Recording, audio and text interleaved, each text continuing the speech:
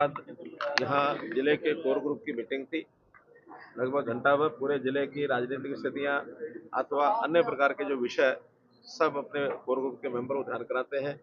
आपस में भी हम विचार करते हैं पार्टी के नाते से क्या काम हमको और आगे बढ़ाना चाहिए, करना चाहिए। पार्टी के जो कार्यक्रम चल रहे हैं उनके ऊपर, चाहे उसमें तिरंगा यात्रा है या सिंदूर यात्रा है अथवा एक भारत श्रेष्ठ भारत के अंतर्गत जो अन्य प्रांतों के साथ हमारे संबंध बनाने के प्रोग्राम चलते हैं उस पर भी चर्चा हुई है।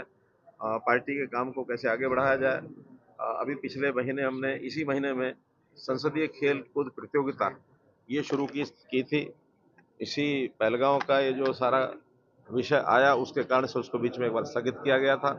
आज उसका समापन कार्यक्रम यहाँ करनाल में रखा गया है, जिसमें कबड्डी खो खो दो टीमों के जो श्रेष्ठ टीमें हैं उनको सम्मानित भी किया जाएगा।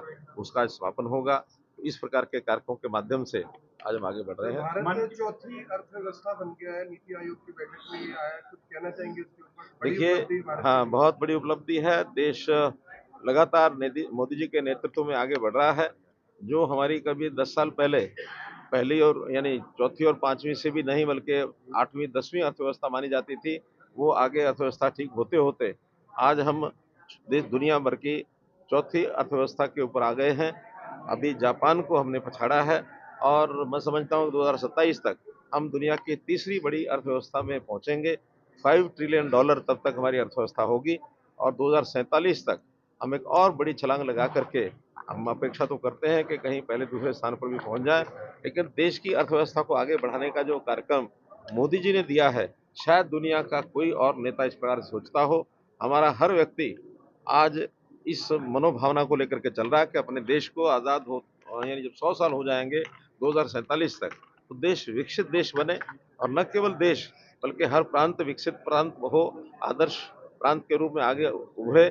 आत्मनिर्भर भारत के साथ आत्मनिर्भर प्रदेश और फिर साथ में जिला और गांव किस प्रकार से आत्मनिर्भर बने।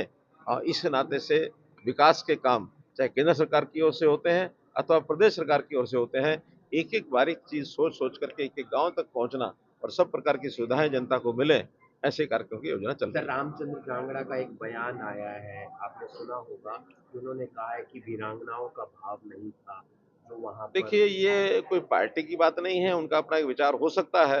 उन्होंने अपना एक स्पष्टीकरण दिया भी है और उन्होंने कहा कि मेरा भाव तो ये था कि महिलाओं को भी वीरांगनाएं बनना चाहिए, लेकिन उसको गलत संदर्भ में उन्होंने रखा है। हमारी